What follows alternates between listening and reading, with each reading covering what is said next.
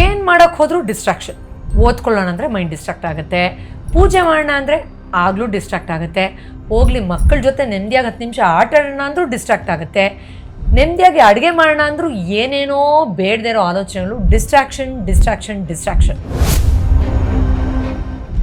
Office ಮೀಟಿಂಗಿಗೆ prepare ಆಗೋದ್ರಿಂದ ಹಿಡಿದು ಒಂದು ಇಂಪಾರ್ಟೆಂಟ್ ಕೆಲಸ 100% ನಾನಿಲ್ಲಿ ಫೋಕಸ್ ಮಾಡಬೇಕು ಅಂತ ಅಂದ್ಕೊಳ್ಳೋ ಕೆಲಸದವರೆಗೂ, ಒಂದು ಧ್ಯಾನದಿಂದ ಹಿಡಿದು ಒಂದು ನೆಮ್ಮದಿಯಾಗಿ ಶ್ಲೋಕ ಹೇಳೋದ್ರವರೆಗೂ ಮೈಂಡ್ ವಿಪರೀತವಾಗಿ ಡಿಸ್ಟ್ರಾಕ್ಟ್ ಆಗುತ್ತೆ. ಹೇಗೆ ಗೆಲ್ಲೋದು ಈ ಡಿಸ್ಟ್ರಾಕ್ಷನ್ ಅನ್ನೋ ದೊಡ್ಡ ಸಮಸ್ಯೆಯನ್ನು ಬನ್ನಿ ಇವತ್ತಿನ ವಿಶೇಷವಾದ ಸಂಚಿಕೆಯಲ್ಲಿ ವಿಸ್ತಾರವಾಗಿ ತಿಳಿಸ್ಕೊಡ್ತೀನಿ.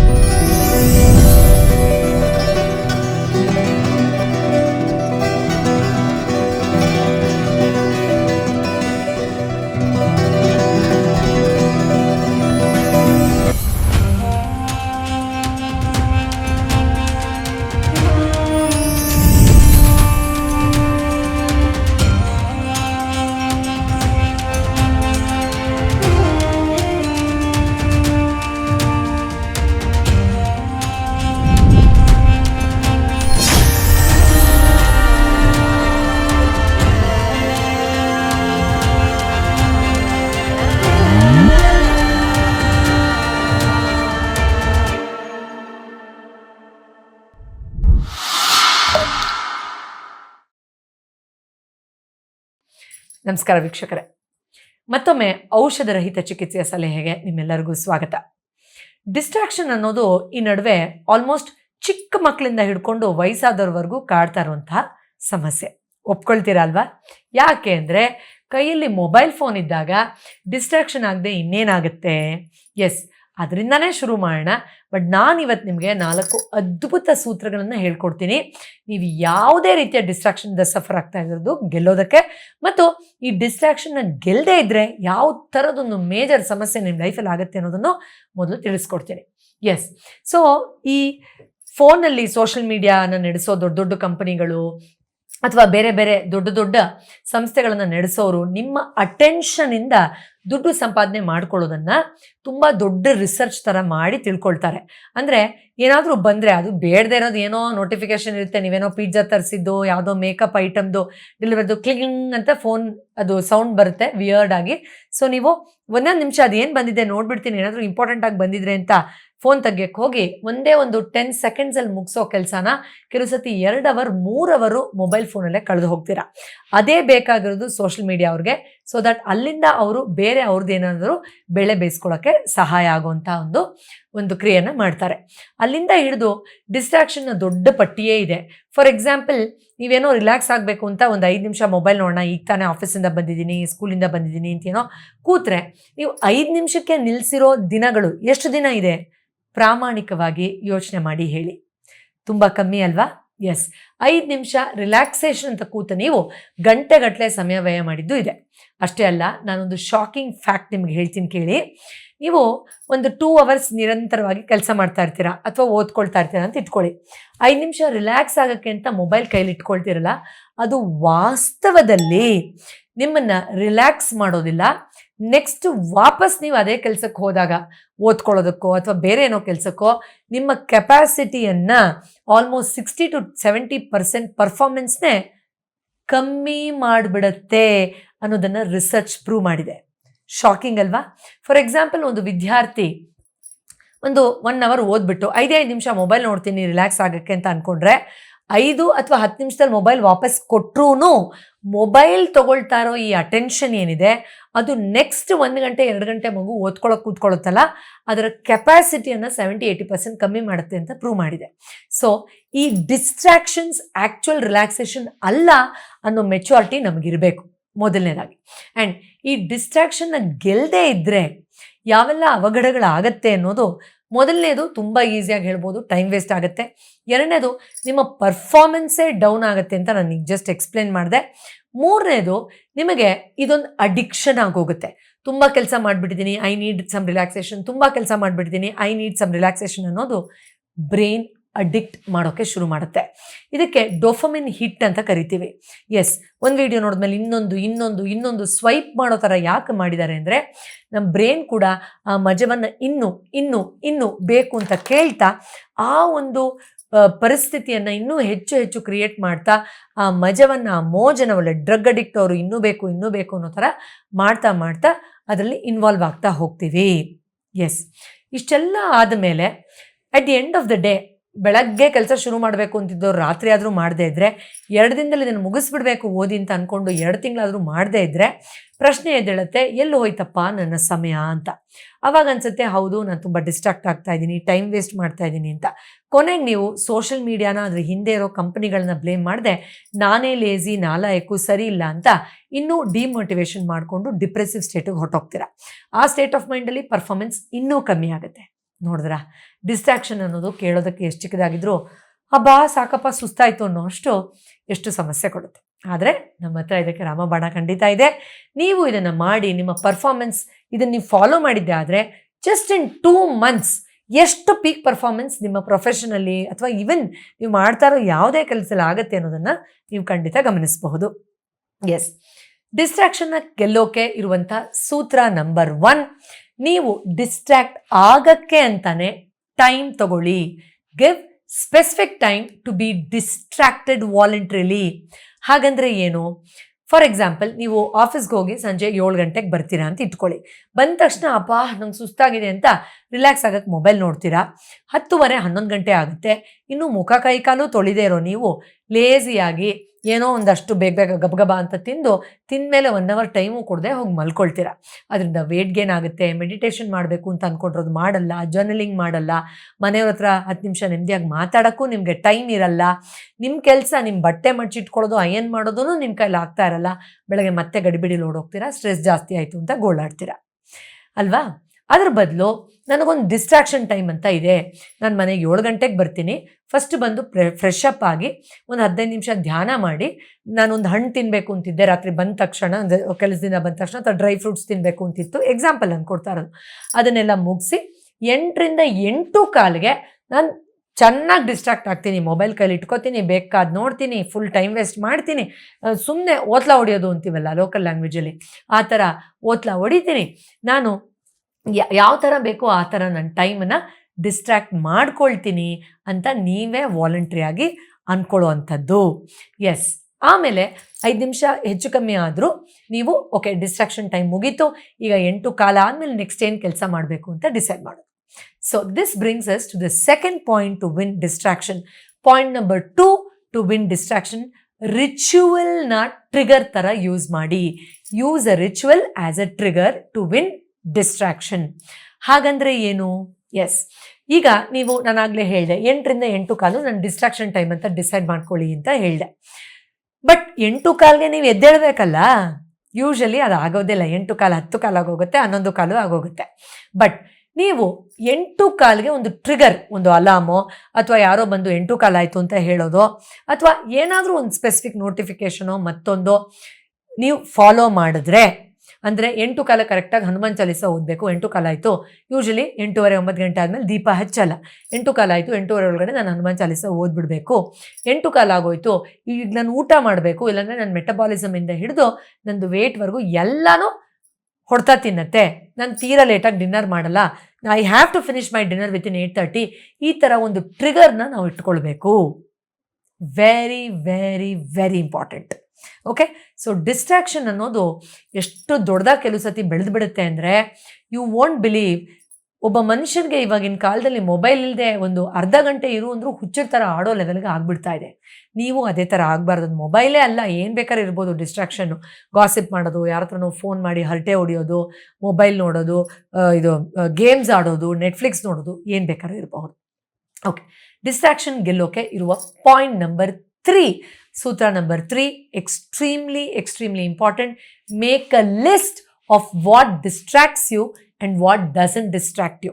ನೀವು ಒಂದು ಪಟ್ಟಿ ಮಾಡಿ, ಯಾವ್ದು ನಿಮ್ಮನ್ನ ಡಿಸ್ಟ್ರಾಕ್ಟ್ ಮಾಡುತ್ತೆ, ಯಾವ್ದು ನಿಮ್ಮನ್ನ ಡಿಸ್ಟ್ರಾಕ್ಟ್ ಮಾಡಲ್ಲ ಅಂತ. ಒಂದು ಹಾಳೆ ತೊಗೊಳ್ಳಿ, ಮಧ್ಯದಲ್ಲಿ ಲೈನ್ ಎಳೀರಿ, ನಿಮ್ಮ ಮೇಜರ್ ಡಿಸ್ಟ್ರಾಕ್ಷನ್ಗಳನ್ನ ಲಿಸ್ಟ್ ಬರೀರಿ.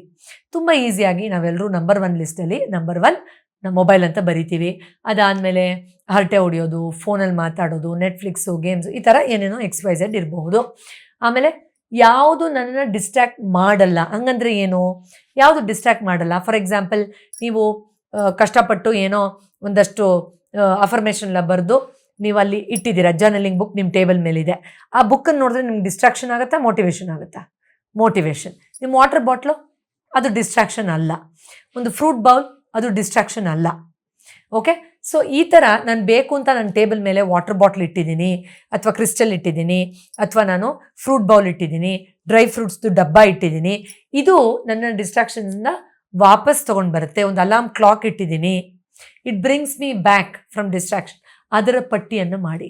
ನಿಮಗೆ ಆಶ್ಚರ್ಯ ಅನ್ನಿಸ್ಬಹುದು, ನನ್ನನ್ನು ಯಾವುದು ಡಿಸ್ಟ್ರಾಕ್ಟ್ ಮಾಡಲ್ಲ ಅನ್ನೋದನ್ನು ತುಂಬ ಯೋಚನೆ ಮಾಡಿ ಬರಿಬೇಕಾಗಿರೋ ಪರಿಸ್ಥಿತಿ ನಿಮಗೆ ಬಂದಿರುತ್ತೆ. ಬೇಕಾದ್ರೆ ಟ್ರೈ ಮಾಡಿ.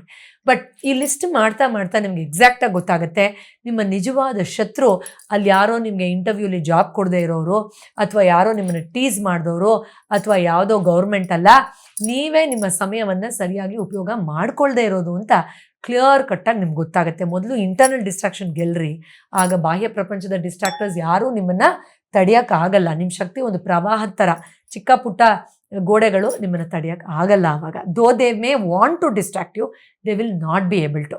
ಫಾರ್ ಎಕ್ಸಾಂಪಲ್, ಒಬ್ಬ ಮನುಷ್ಯನಿಗೆ ನಾನು ಕುಡಿಬಾರ್ದು ಅನ್ನೋ ವಿಲ್ ಪವರ್ ಇದ್ದರೆ 4 ಜನ ಫ್ರೆಂಡ್ಸ್ ಬಂದು ಕೈ ಹಿಡ್ದು ಹೇಳಿದ್ರು, ಬರಲ್ಲ ಕಣ್ರೋ ಅಂತ ರೂಢಾಗಿ ಮಾತಾಡಿ ಅವ್ರ ಫ್ರೆಂಡ್ಶಿಪ್ ಕಟ್ಟಾದರೂ ಪರವಾಗಿಲ್ಲ, ನನ್ನ ಹೆಂಡತಿ ಮಕ್ಕಳು ಮುಖ್ಯ ಅಂತ ಬರೋದಿಲ್ವಾ? ಹಾಗೇನೆ. ಎಸ್, ಇನ್ನು final most important how to win ಡಿಸ್ಟ್ರಾಕ್ಷನಲ್ಲಿ ಒಂದು ಮೇನ್ ಪವರ್ ಸೂತ್ರ ಏನಪ್ಪ ಅಂದರೆ, ನೀವು ಡಿಸ್ಟ್ರಾಕ್ಷನ್ನ ಗೆಲ್ಲೋದ್ರಿಂದ ಏನು ರಿಸಲ್ಟ್ಸನ್ನು ಪಡಿಬಹುದು ಅನ್ನುವ ಲಿಸ್ಟ್ ಅಥವಾ ಜರ್ನಲಿಂಗ್ನ ಮಾಡಿ ಎಲ್ಲಾದರೂ ಗೋಡೆ ಮೇಲೆ ದಯವಿಟ್ಟು ಅಂಟಿಸ್ಕೊಳ್ಳಿ. ಅಥವಾ ನಿಮ್ಮ ರೂಮಲ್ಲಿ ಡೋರ್ ಮೇಲೆ, ವಾರ್ಡ್ರೋಬ್ ಮೇಲೆ, ವಾರ್ಡ್ರೋಬ್ ಒಳಗಡೆ ಯಾರಾದರೂ ನೋಡ್ಬಿಡ್ತಾರೆ ಅಂದರೆ ವಾರ್ಡ್ರೋಬ್ ಒಳಗಡೆ ದಯವಿಟ್ಟು ಅಂಟಿಸ್ಕೊಳ್ಳಿ. ಸೀಕ್ರೆಟಾಗಿ ಇಟ್ಕೊಳ್ಳೋದಕ್ಕಿಂತ ಅಂಟಿಸ್ಕೊಳ್ಳಿ. ಫಾರ್ ಎಕ್ಸಾಂಪಲ್, ನಾನು ಇವಾಗ ಡಿಸ್ಟ್ರಾಕ್ಷನ್ ಮೊಬೈಲ್ ಫೋನೇ ತೊಗೊಳ್ಳೋಣ. ನಾವೆಲ್ಲ ಆನ್ ಆನ್ ಆ್ಯಾವ್ರೇಜ್ 2 ಗಂಟೆ 3 ಗಂಟೆಗಳ ಕಾಲ on on average mobile use ಮಾಡೋರು ಕೇವಲ 15 ನಿಮಿಷದಿಂದ ಅರ್ಧ ಗಂಟೆ ಯೂಸ್ ಮಾಡೋಕ್ಕೆ ನಾನು ಅದನ್ನು ರೆಡ್ಯೂಸ್ ಮಾಡಿದೆ ಅಂದರೆ, ಆ ಡಿಸ್ಟ್ರಾಕ್ಷನ್ ರಿಡಕ್ಷನಿಂದ ನನ್ನ ರಿಸಲ್ಟ್ಸ್ ಏನಾಗಬಹುದು? ಈ ವರ್ಷದ ಕೊನೆಯಲ್ಲಿ ಮಿನಿಮಮ್ 6 ಪುಸ್ತಕಗಳನ್ನು ನಾನು ಓದಬಹುದು. ಈ ವರ್ಷದ ಕೊನೆ ಒಳಗಡೆ ನಾನು ಪ್ರತಿದಿನ ಹನುಮಾನ್ ಚಾಲಿಸ ಹೇಳಿರೋ ಶಕ್ತಿಯನ್ನು ಸಂಗ್ರಹ ಮಾಡಬಹುದು. ಈ ವರ್ಷದ ಕೊನೆಯಲ್ಲಿ ನಾನು ಆ ಟೈಮಲ್ಲಿ ಸ್ಕಿಪ್ಪಿಂಗೋ ಜಂಪಿಂಗೋ ಮಾಡಿ 2 kg ಕಮ್ಮಿ ಮಾಡ್ಕೊಳ್ಬಹುದು. Can you imagine that? So final ರಿಸಲ್ಟ್ಸ್ನ ನೋಡಿ ಮೋಟಿವೇಶನ್ ತಗೊಳ್ಳಿ. Very very very important. ಇದನ್ನು ಚಿಕ್ಕ ಮಕ್ಕಳಿಂದ ಹಿಡಿದು ದೊಡ್ಡವ್ರವರೆಗೂ ಮಾಡ್ಬೋದು.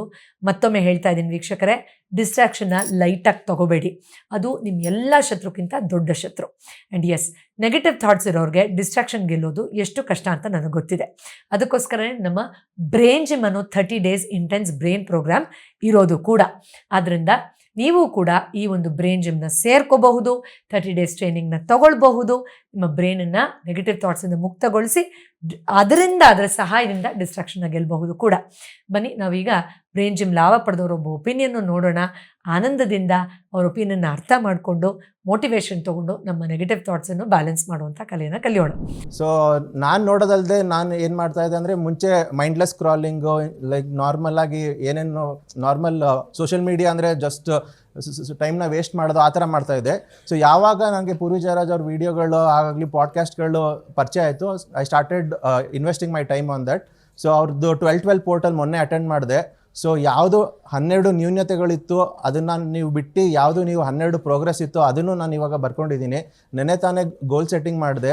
ಸೊ ಎಷ್ಟೊಂದು ಹೆಲ್ಪ್ ಆಗಿದೆ. ನಮ್ಮ ಮನೆಯವರು ಅಷ್ಟೇ, ಎಷ್ಟೊಂದು ಜನ ಇವಾಗ ಸಬ್ಕಾನ್ಷಿಯಸ್ ಮೈಂಡಲ್ಲಿ ಹೆಂಗಾಗಿತ್ತು ಅಂತ ಹೇಳಿದ್ರೆ, ನೆಂಟರು ಅಂದರೆ ಮೋಸ ಮಾಡ್ತಾರೆ, ಬಿಸ್ನೆಸ್ ಅಂದರೆ ಲಾಸ್ ಆಗುತ್ತೆ, ಡಾಕ್ಟ್ರುಗಳಂದರೆ ಸ್ಕ್ಯಾಮ್ ಮಾಡ್ತಾರೆ, ಈ ಥರ ತಲೆಯಲ್ಲಿ ಕೂತ್ಕೊಬಿಟ್ಟಿತ್ತು.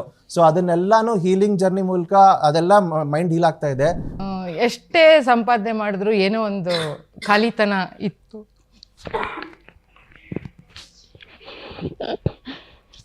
ಆದರೆ ಯೂಟ್ಯೂಬ್ ನೋಡುವಾಗ ಪೂರ್ವಿ ಮೇಡಮ್ ನೋಡೋತ್ತಿಗೆ ಜೀವನದಲ್ಲಿ ತುಂಬ ಉತ್ಸಾಹ ಬಂತು. ತುಂಬ ಎಲ್ಲ ಸಾಧಿಸ್ಬೇಕು ಅವರು ನೋಡಿ ಅಂತ ಅನ್ನಿಸ್ತು. ದುಡ್ಡು ಬೇಕಾದಂಗಿದೆ, ಇಲ್ಲ ಅಂತಲ್ಲ. ಗೌರ್ಮೆಂಟ್ ಇದನ್ನು VRS ತೊಗೊಂಡಿದ್ರೆ ಬೇಕಾದಷ್ಟು ಬಂತು. ಬಟ್ ಸ್ಟಿಲ್ ಏನೋ ಮಾಡಬೇಕು ಅಂತ ಅನ್ನಿಸ್ತಾ ಇತ್ತು. ಮೇಡಮ್ ವಿಡಿಯೋಸ್ ನೋಡಿ ಫುಲ್ಲು ಉತ್ಸಾಹ ಬಂತು. ಈಗ ಒಂದು ಸಣ್ಣದಾಗಿ ಒಂದು ಕಾಂಡಿಮೆಂಟ್ಸ್ ಥರ ಸುಮ್ಮನೆ ಮನೆಯಲ್ಲೇ ಸ್ಟಾರ್ಟ್ ಮಾಡಿದ್ದೀನಿ. ಅಂದ್ಕೊಳ್ತೀನಿ ಪೂರ್ವಿ ಅಂತಲೇ ಹೆಸರಿಡೋಣ ಅಂತ. She is so good, so encouraging. I love her. Purvi ಅಮ್ಮ ಅಂತಲೇ ಕರಿತೀನಿ ನಾನು. ಯಾಕೆಂದರೆ ನನಗೆ ಮೂಲತಃ 2021 ಇಸ್ವಿಯಿಂದ ನಾನು ಅವ್ರನ್ನ ಫಾಲೋ ಮಾಡ್ಕೋತಾ ಬಂದಿದ್ದೀನಿ. ಆ್ಯಕ್ಚುಲಿ ಹೇಳಬೇಕು ಅಂದರೆ ಪ್ರತಿ ಗಳಿಗೆಯಲ್ಲೂ ಕೂಡ ದಿನನಿತ್ಯ ಬೆಳಗ್ಗೆ ಶುರುವಾಗ್ತಾ ಆಗೋದೇ ಪೂರ್ವಿ ಅಮ್ಮ. ಈ ಒಂದು ಡಯಾಸಿಗೆ ಬಂದು ನಿಂತ್ಕೊಂಡಿದ್ದೀನಿ ಅಂದರೆ ಭಾಳ ದಿವಸ ಆಗಿತ್ತು, ಆ್ಯಕ್ಚುಲಿ ಭಾಳ ವರ್ಷಗಳೇ ಆಗಿತ್ತು. ಹೌಕಮ್ ನಂಗೆ ಗೊತ್ತಿಲ್ಲ. ದಿಸ್ ಇಸ್ ಮೈ ಭಯನ ಓಡಿಸೋ ಒಂದು ಮೊದಲೇ ಇದು ಅಂತಲೇ ಹೇಳಬೇಕು ಆ್ಯಕ್ಚುಲಿ. ಆಮೇಲೆ ಈ ವರ್ಷ ಅಂತೂ ಆ್ಯಕ್ಚುಲಿ ಸಿಕ್ಕಾಪಟ್ಟೆ ಟ್ರಾನ್ಸ್ಫಾರ್ಮೇಷನ್ ಆಗಿದೆ. ಹೇಗೆ ಅಂತಂದರೆ ಇನ್ನರ್ ಹೀಲಿಂಗ್ ಕ್ಲಾಸಸ್ಸು ಹೇಗೆ ಮ್ಯಾನಿಫೆಸ್ಟೇಷನ್ ಮಾಡಿದ್ನೋ ನಂಗೆ ಗೊತ್ತಿಲ್ಲ. ದಿನನಿತ್ಯ ಬರೀತಾ ಇದ್ದೆ. Just March or May, exactly 3 or 4 months correct inner healing session start ಆಯಿತು. ಹೌ ಇಟ್ ವರ್ಕ್ಸ್ ನನಗೆ ಗೊತ್ತಿಲ್ಲ, but really it makes a sense. Actually ಯೂನಿವರ್ಸಿಗೆ ಒಂದು ಹೆಜ್ಜೆ ನಾವು ಮುಂದಿಟ್ಟರೆ ಅದು 100 ನಮಗೆ ಇದು ವರವಾಗಿ ಕೊಡುತ್ತೆ ಅನ್ನೋದು ಸಾಕ್ಷಿ. ಆಮೇಲೆ ಅಷ್ಟೇ ಅಲ್ಲ, ನಾನು manifestation classes, intense healing sessions ಅಂತೂ ತುಂಬಾ ಅದ್ಭುತವಾಗಿ ಮೂಡಿ ಬಂದಿದೆ. ಹೇಗೆ ಅಂದರೆ ಅಮ್ಮ ನಮಗೆ ಅಮೃತದ ಕಾಮಧೇನು ಅನ್ನೋ ರೀತಿಯಲ್ಲಿ, ಅಮೃತದ ಜ್ಞಾನಾರ್ಜನೆ ನೀಡೋಕ್ಕಾಗೇ ಬಂದಿದ್ದಾರೆ ಅನ್ನೋ ರೀತಿಯಲ್ಲಿ ನನ್ನ ಅನುಭವ ಪ್ರಕಾರ ಹೇಳ್ತಿದ್ದೀನಿ ನಾನು. ಆ್ಯಕ್ಚುಲಿ ಜಸ್ಟ್ 2 months ಫಾಲೋ ಮಾಡ್ತಾ ಇದ್ದೀನಿ ಅವ್ರದ್ದು ಸೆಲ್ಫ್ ಲವ್ ಅನ್ನೋ ಒಂದು ವಿಡಿಯೋಯಿಂದ ಸ್ಟಾರ್ಟ್ ಮಾಡಿದ್ದು ನಾನು. ಆ ಸೆಲ್ಫ್ ಲವ್ ಒಂದು ವಿಡಿಯೋನೇ ನನಗೆ ಎಷ್ಟೆಲ್ಲ ಚೇಂಜ್ ಮಾಡಿದೆ ಅಂದರೆ, ನನ್ನಷ್ಟಕ್ಕೆ ನಾನು ಏನೂ ರೆಡಿ ಆಗ್ತಿರಲಿಲ್ಲ, ನನ್ನಷ್ಟಕ್ಕೆ ನಾನು ಏನೂ ಆ್ಯಕ್ಟಿವಿಟೀಸ್ ಮಾಡ್ಕೊತಾ ಇರಲಿಲ್ಲ. ಸೆಲ್ಫ್ ಲವ್ ವಿಡಿಯೋಸ್ ನೋಡಿದಾಗಿದ್ದ ನನ್ನಿಂದ ನಾನು ಎಷ್ಟು ಚೇಂಜ್ ಮಾಡ್ಕೊತಾ ಇದ್ದೀನಿ ಅಂದರೆ even I can't express also. ಅಷ್ಟು ತುಂಬ ಚೇಂಜ್ ಆಗಿದೆ. ಪ್ಲಸ್ ಅವ್ರದ್ದು 21 days ಮ್ಯಾನಿಫೆಸ್ಟೇಷನ್ ಪ್ರೋಗ್ರಾಮ್ ಕೂಡ ತೊಗೊಂಡಿದ್ದೀವಿ. ಸೊ ಅಲ್ಲಿಂದ ತುಂಬ ಚೇಂಜಸ್ ಆಗ್ತಾ ಇದೆ. ಇನ್ನೂ ಆ್ಯಕ್ಚುಲಿ ಸ್ಪ್ಯಾಮ್ ಆಫ್ 2 months ಟೈಮಲ್ಲಿ ನಮಗೆ ಅವ್ರು ಮೀಟ್ ಮಾಡೋ ಒಂದು ಇದನ್ನು ಯೂನಿವರ್ಸ್ ಕೂಡ ಕನೆಕ್ಟ್ ಮಾಡಿ ಕೊಟ್ಟಿದೆ. ಆ್ಯಂಡ್ ಎಸ್, ನಮ್ಮ ಹೊಸ ಪ್ರೋಗ್ರಾಮ್ಗಳು ನಿಮಗೋಸ್ಕರ ಆಲ್ರೆಡಿ ಲಭ್ಯ ಇದೆ. ಕಮೆಂಟ್ ಸೆಕ್ಷನಲ್ಲಿ ಮತ್ತು ಡಿಸ್ಕ್ರಿಪ್ಷನಲ್ಲಿ ಅದ್ರ ಡೀಟೇಲ್ಸ್ ಕೊಟ್ಟಿರ್ತೀನಿ. ನವರಾತ್ರಿ ಈ ಸಾರಿ ಆಫ್ಲೈನ್ ಕ್ಲಾಸ್ ಇರುತ್ತೆ, ಡೈರೆಕ್ಟ್ ಕ್ಲಾಸ್ ಇರುತ್ತೆ. ಮಧ್ಯಾಹ್ನದಿಂದ ಸಂಜೆವರೆಗೂ ಎಲ್ಲ ದೇವಿಗಳ ಆರಾಧನೆ, ಧ್ಯಾನ, ನೃತ್ಯ, ಸಂಗೀತ, ಇದೊಂದು ಸೋಲ್ ಟ್ರೀಟ್ ಅಂತ ಹೇಳ್ಬೋದು. ನವರಾತ್ರಿಯ ಮೊದಲನೇ ದಿನ ಇದು ಇರುತ್ತೆ. ಲಿಮಿಟೆಡ್ ಸೀಟ್ಸ್, ಯಾಕಂದರೆ ಗೊತ್ತಿದೆ ನಿಮಗೆ ಒಂದು ಹಾಲಲ್ಲಿ ಎಷ್ಟು ಸೀಟ್ಸ್ ಇರುತ್ತೆ ಅಷ್ಟೇ ಜನ ಬರೋಕ್ಕಾಗತ್ತೆ ಅಂತ. ಆನ್ಲೈನ್ ಥರ ಅನ್ಲಿಮಿಟೆಡ್ ಸೀಟ್ಸ್ ನಾವು ಕೊಡೋಕ್ಕಾಗೋಲ್ಲ. ಅದಕ್ಕೆ 2 ತಿಂಗಳು ಮುಂಚೆನೇ ಇದನ್ನು ನಾನು ಅನೌನ್ಸ್ ಮಾಡ್ತಾ ಇದ್ದೀನಿ. ನಮ್ಮ ಫಾಲೋವರ್ಸ್ ಪ್ರಯಾರಿಟಿಗೆ ಮೊದಲು ಸೇರ್ಕೊಳ್ಳಿ, ಆಮೇಲೆ ಅವ್ರಿಗೆ ಸೀಟ್ ಸಿಗಲ್ಲ ಅನ್ನೋ ಥರ ಆಗಬಾರ್ದು ಅಂತ. ನವರಾತ್ರಿದು ಲಿಂಕು, ಆಮೇಲೆ ಬೇಸಿಕ್ ಟು ಅಡ್ವಾನ್ಸ್ ಸಬ್ಕಾನ್ಷಿಯಸ್ ಮೈಂಡಿನ ಪ್ರೋಗ್ರಾಮ್ ಇವಾಗ ಶುರುವಾಗಿದೆ. One of the best programs. ಅದನ್ನು ಮೊದಲು ವೆಬಿನಾರ್ ರೀತಿಯಲ್ಲಿ ಅರ್ಥ ಮಾಡ್ಕೊಳ್ಳೋಕ್ಕೆ ಫ್ರೀ ವೆಬಿನಾರ್ ಲಿಂಕನ್ನು ಒಂದು almost I think if I am not wrong 45-50 minutes ಒಂದು ಫ್ರೀ ವೆಬಿನಾರ್. ಅದರಿಂದನೇ ಸಾಕಷ್ಟು ನೀವು ಸಬ್ಕಾನ್ಷಿಯಸ್ ಮೈಂಡ್ ಬಗ್ಗೆ ತಿಳ್ಕೊಳ್ಬಹುದು.